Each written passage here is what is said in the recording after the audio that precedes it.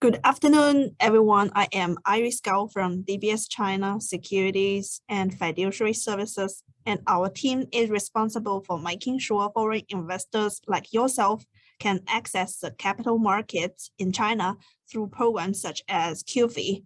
DBS is highly committed to China as a core market. We are one of the first foreign banks to incorporate in China since May 2007, with more than 15 years of operational track record. We are the only foreign bank approved and licensed as Futures Depository Margin Bank by RAE, the Shanghai International Energy Exchange. By the way, we're applying to be the QFII Margin Depository Bank of SHFE and INE in the meantime. We also established a majority-owned securities joint future with registered capital of RMB 1.5 billion in China, further deepening our commitment to China capital market. As a rising custodian in China, we are heavily involved in local custody industry, and our professional English-speaking staff are well-versed in domestic and international banking standards to offer you the best and most comprehensive one-stop solutions. DBS China is first among all foreign banks in terms of award quality and quantity, and one of the leading institutions among all market players. On this slide, we list some awards won by DBS China in recent years for your reference. With the unwavering commitment to China, we always drive the innovation in the industry. DBS China Securities Services is the advocate of dialogues with regulators on improving meaningful market access for our clients. We have proactive dialogue with local regulators, including CSRC, CBIRC, PBOC, and SAFE, cuts across all levels in the bank. Next, I will give you an overview how you can access China capital market through DBS. I'll cover the types of access and the process. Firstly, let's look at the history of China capital market access. QFII, the Qualified Foreign Institutional Investor Program, was launched in 2002 to allow foreign investors an entry in the China onshore market. Subsequently, more channels such as CIBM, RQFII, Shanghai Hong Kong Stock Connect, Shenzhen's Hong Kong Stock Connect, Bond Connect, internationalized futures contract were introduced as the countries opens and allows more participation from foreign investors. The latest major development is in September 2020, where QFII and RQFII program are unified through the new QFII RQFII regulation. Entry thresholds are lowered, investment scope is expanded, and quotas are removed, effective from the 1st of November 2020. Most recently, on the 2nd of September 2022, as approved by CSRC, all local futures exchange, including SHFE, INE, BCE, ZCE, and CFAX, has announced a total of additional 41 futures and options contracts to be opened to QFII. So I can say the unified QFII program is the most comprehensive and best access channel for you to access almost all products in mainland China. Let's dive straight into QFII's latest developments and how DBS can be your partner in this journey. The fundamental question is, which channel or access should you as a foreign investor choose? So on this page, we've listed 3 advantages for your reference. Next, I will go through the latest development in 2020 because that the unified QFII is the most important progress in recent development. You can see, aside from the QFII and RQFII is unified, the applicant qualification requirements are relaxed. The application process and the documentation is simplified. Most importantly, investment scope has been expanded. At that time, in the QFII regulation, commodity futures are added.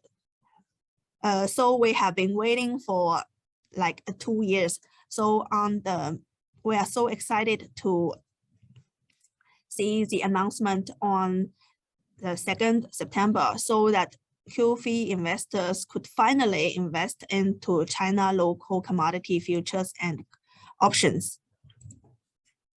On this slide, I have listed an overview of how you can access the different categories like equities, funds, fixed income, and futures.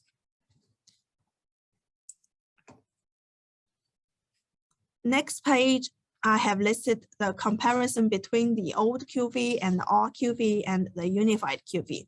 So you can see I can remark the content in red. So you can see the qualifying criteria has been removed. That is very important because in previous QFII scheme, the asset manager and insurers have at least $500 million. So that quantitative threshold has been removed from the regulator. And from domicile-wise, you can see our QFII used to accept only 19 markets, but currently no restrictions on markets or domicile.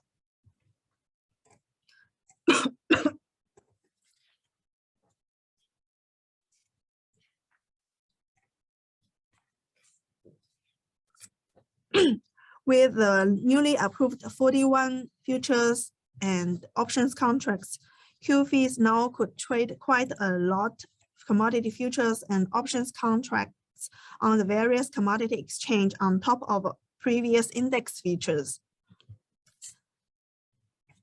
So we as QFII custodian could help you to deliver your QFII application to CSRC. So on this slide, I have listed the comparison, the previous required documentation and the latest new required documents. You can see now only a total of 7 documentation is needed. On the CSRC approval time frame wise, previously QFII needs 20 working days. Our QFII needs even more, 60 days. But now CSRC only need 10 working days to review and approve the QFII. This is also the first step. After you select DBS as your QFII custodian, we will help you do the QFII application in the beginning. The step 2, so next is a whole picture of implementation process. Step 2 is QFII application. So CSRC will take 10 work days. Step 3 is Step 3 is to do the QFII registration with SAFE, the State of Foreign Exchange. On the right, I have listed 4 scenarios. So foreign investors could see which implementation they will apply. For example, scenario 4 is for those QFII like to invest in futures, including index futures and commodity futures and contracts.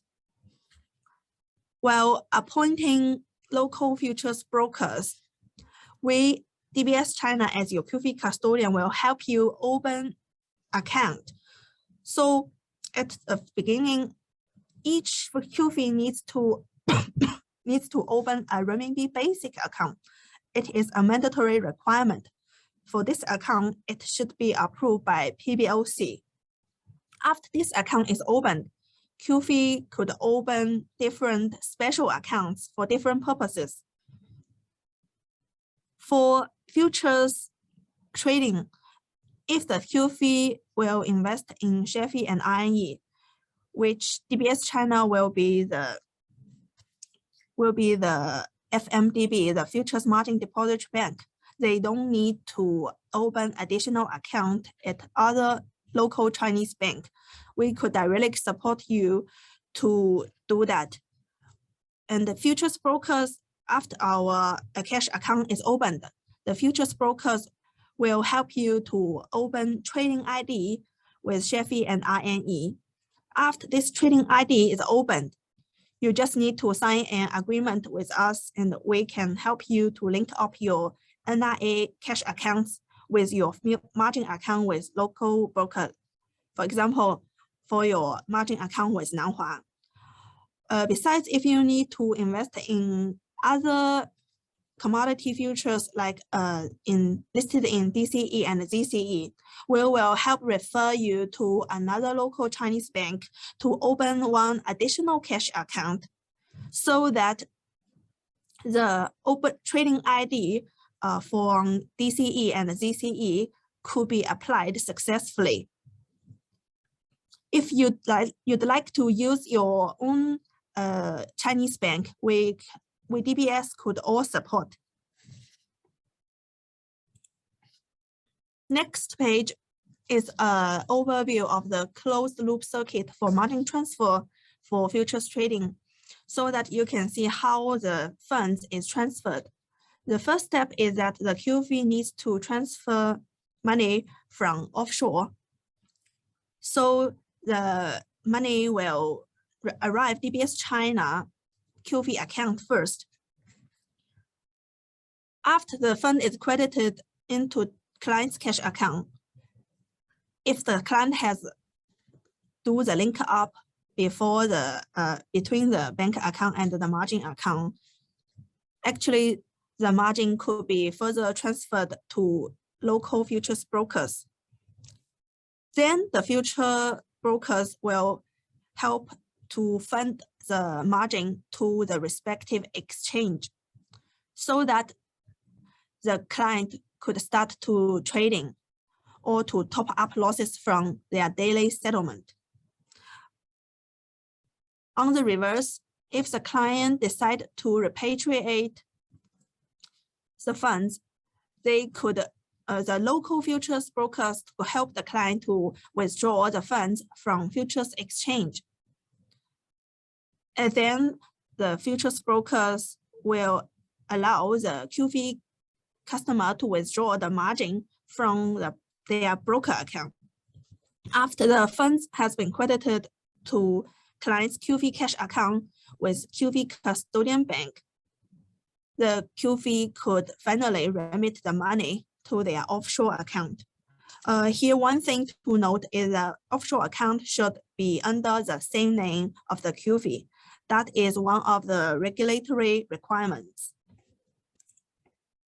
Next page is a brief overview of the QFII account structure, because to avoid QFII to do some arbitrage between onshore renminbi and offshore renminbi, actually there is strict requirement from regulator.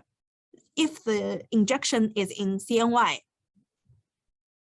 the QFII must open a set of account that only allow that is corresponding to the CNY injection.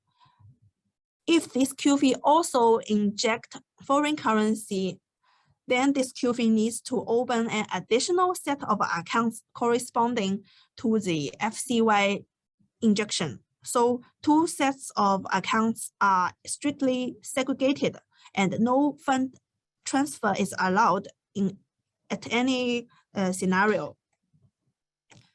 So we normally suggest the QFII to open one set of account only for their operational efficiency.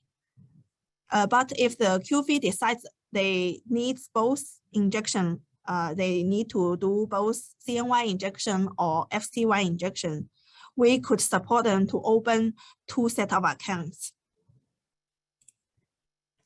On the last page, we've listed the key contacts from our custody team. So we will be more than happy to hear from you if you are interested to apply for QFII, or if you are existing QFII, you'd like to add commodity futures and options to your QFII investment plan, please reach us and we will help you to do the filing and the onward implementation. Thank you for your attention and time. Now I will pass the host to Chen.